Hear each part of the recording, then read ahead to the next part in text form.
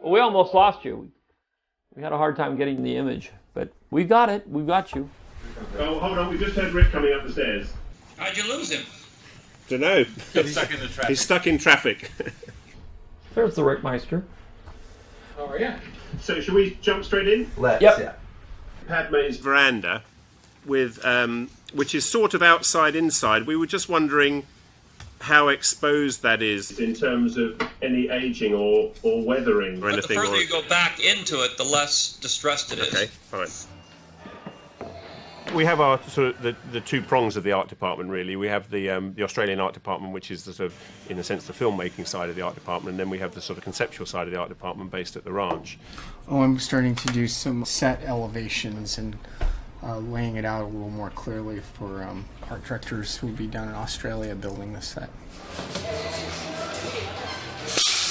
And we have a pretty ongoing relationship all the time. Obviously, the work's coming from George at the ranch directly through to us by video conferencing maybe 2 or 3 times a week. No. So, yeah, I think the draperies are getting in the way. I mean, it's interesting, and maybe we can do it. I don't know. Yeah, they're already building sets. God, help me. I'm going to have to start this script pretty soon. This is the prop making department, and it's just been set up. To bear in mind, it's probably about a week old, really. I like this one, and I like this one. And here we've got young Rowan. He's actually in the middle of making another Balor gun, the Garner gun, which is all-terrain crew. Everybody's taking the leap and focusing themselves on what little information we get each week, which happens to be enough for us right now. I mean, we're starting set construction weeks ago. Costumes have been pumping up. Creature shop is just being set up, and they'll start working on some of the creatures in the next 2 weeks. So everything is moving. We're heading for a destination that we're not sure where we're going to end up, but it's a good and exciting time right now. I think it's great. It's going to be a real challenge to do this fight in there, but hey, Nick has to have something to do. Boom. Yeah. Just so it goes across him a little bit.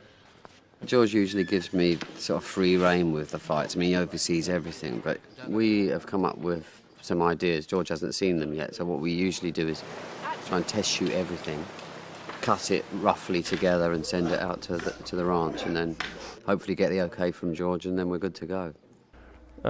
We said be careful of that wire work, because it looks like, I don't want it to look like wire work.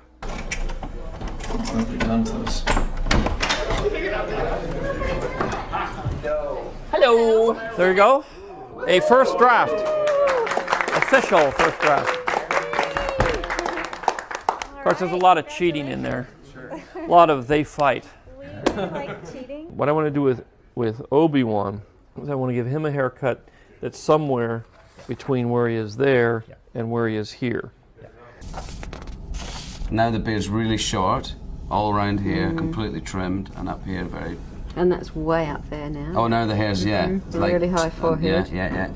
We might put, again, a few little gray splotches down in here, right? These two right here. It's just that often with hair whitener, it always looks like hair whitener. You know.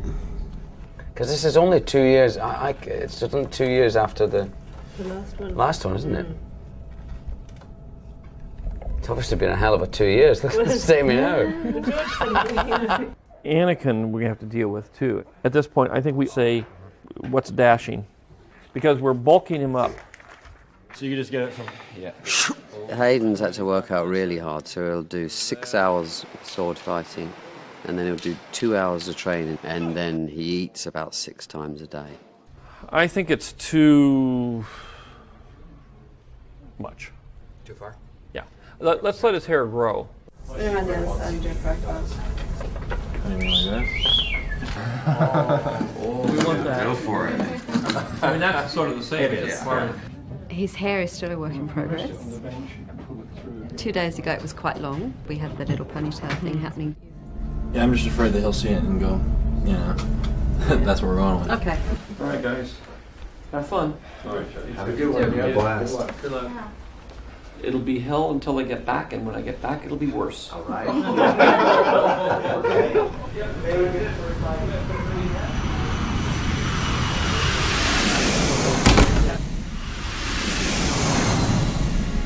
Home sweet home. On the picture, our communications are so close between the various departments and areas and everything that I can travel really from San Francisco and end up in Sydney the next day, and I know everything that's been going on. And I've seen the sets, I know everything, so there's no surprises. I just walk on, it's like I've been there the whole time. Draw. What's great is when he finally arrives, we're in one world trying to link two basic films. We have to deal with episode 3, but much more importantly, in a lot of ways, we have to make sure that everything that we're doing in 3 rings true for episode 4. Well, is this the one that is given to Luke? That's the one that's given to Luke, yes. Yeah, so this is the one that Obi-Wan takes. Yes. He takes it with him after that fight. Yes. And is this the one he had in the last picture? Yes. Yeah, okay, fine. Well, that's basically the way it works. We just have to go from Ewan to Alec. Okay, great. We're going to creatures. We're going to creatures. Sort of all different This is stages of the Wookiees. This isn't Chewbacca, I don't think. This is somebody else. This is somebody else. Chewie's definitely the shortest one. Yeah. It was funny because when we first did it, he was the tallest guy we could find in England. Yeah. You know, now, I mean, you go to any basketball team and they start at 7'6". Yeah. Very good. That's great.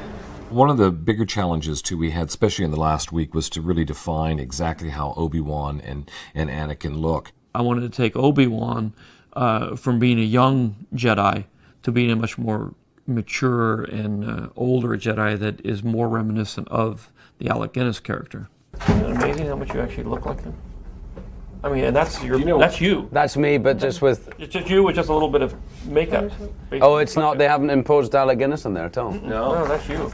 And that and the under the eyes are the things that really suddenly make him come to life. I think that looks great. Fantastic. Great. I wanted to take Anakin from being a young Padawan learner up to, being this really intense Jedi. It feels a little pretty. That's what I mean. It looks a little... It needs to be loosened up a little bit, kind of. Yeah. We can't let it be cute. It's got to look rugged. Always got to look rugged. It was just too soft, I think. Yeah, and Hayden actually wasn't very comfortable, which really is the main point, because if he doesn't feel comfortable in his character, then that's the point to stop. So we actually bit the bullet and we cut the whole lot off. I mean, I think this has to be the way. Yeah, no, if you feel comfortable and the other one you don't, then... Yeah, absolutely. I actually thought Mark Hamill's haircut looked really cool.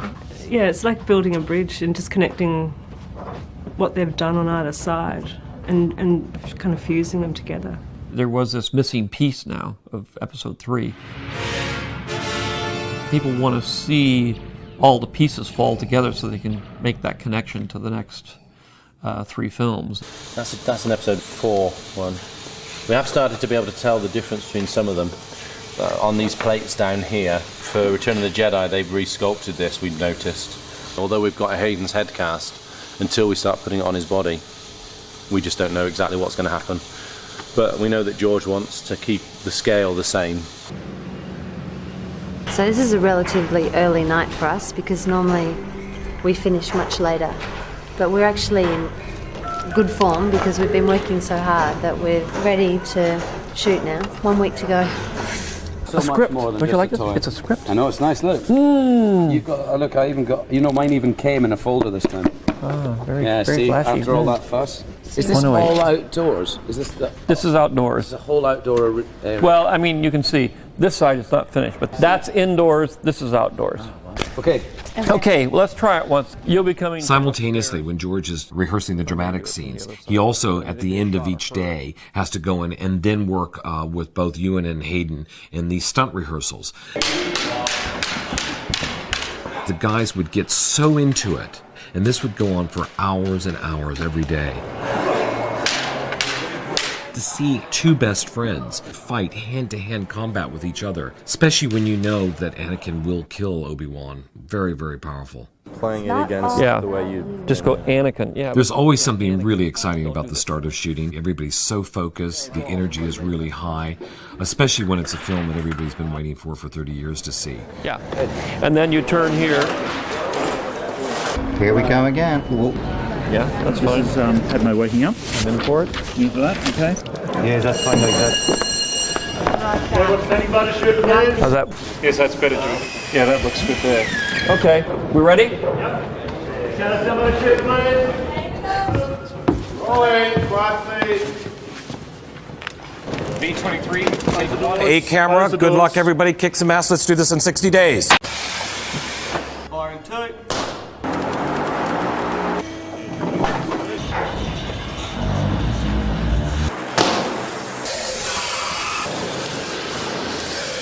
Special effects is never easy, put it that way. I've been doing it for 23 years and it's never easy.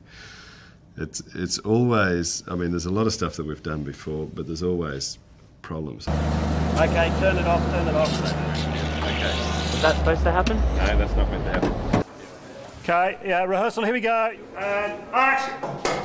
We deal entirely in the real world.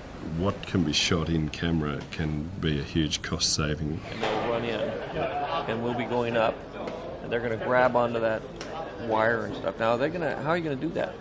We've got a practical one that pulls out.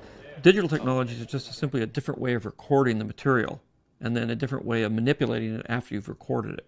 If he held on with his right hand and held on to Obi-Wan with his left hand, you've got to hang somebody upside down. It's very hard to do that digitally. It's nothing like having a person actually hang upside down to make you believe that that's what they're doing.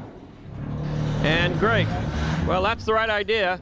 There's various shots in this film where we're using scenes with water shot in a pool, and we had to create the waves, because to create the waves using visual effects would have been a terribly expensive exercise. Let's stand by, get the actors in, please. Ewan? Yeah. Let Hayden get a little bit ahead of you like he is right now. You're still interested in performance, and you have to work very hard to get those performances. And in a lot of ways, the easiest way to get a really great performance is the old-fashioned way. If you have an actor that needs to be in the water, then they actually have to be in the water because they have to get wet. There's just a lot of interaction between reality and the actors and a lot of other things that aren't going to change. You have to still make it appear that the environment is there. Okay, and cut. Yeah, I just want it to go up one notch. One notch. Do it right away? Yeah. My sort of greatest pleasure is when it really doesn't get noticed that it's gone so well, you know. Like, it's when something goes wrong, it gets noticed. Now let's get a move on. We still have a battle to win here. Ha! Yes, sir. I do pitch, which is basically an up and down movement. And I do the yaw movement. I'm Kerry and I do the roll movement, which is obviously that. You stand there and you have another thing. The animatics were to give us the motion so that we could basically copy that into a physical movement on the gimbal. B100 Frank, take 1, B mark. Hands up. Set. And action.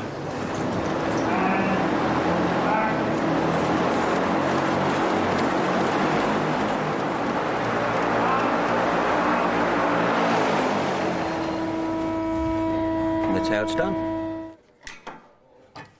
We can do a full, or nearly 180-degree roll and about 60 degrees of pitch and about 60 degrees of yaw either side of centre. It's the only gimbal I've ever seen that can do that anywhere. We've gone from a fully manual gimbal to a fully computer controlled, which means we can completely map the movements that we make and then play back exactly what we've mapped. So when we're shooting, we can change that, alter it, so it gives us that facility. And cut. That was great. Let's try one more with bigger swoops in the beginning.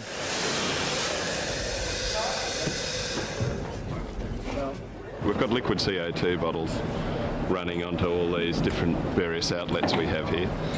We've got guys underneath the stage on the other side operating those, and as the actors come past various points, we can put up a steam jet of varying shapes and sizes up to about 3 metres high.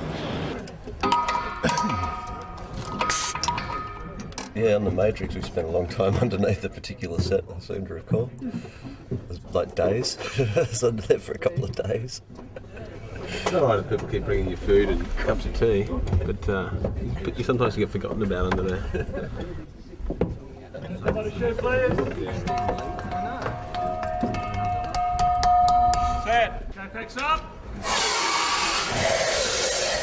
Action.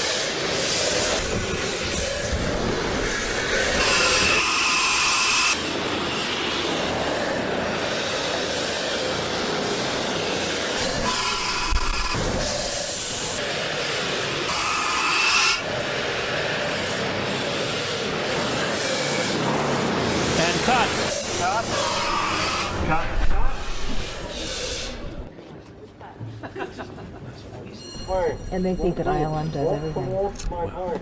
We still do it a little bit. Thank you, everybody. That's a wrap.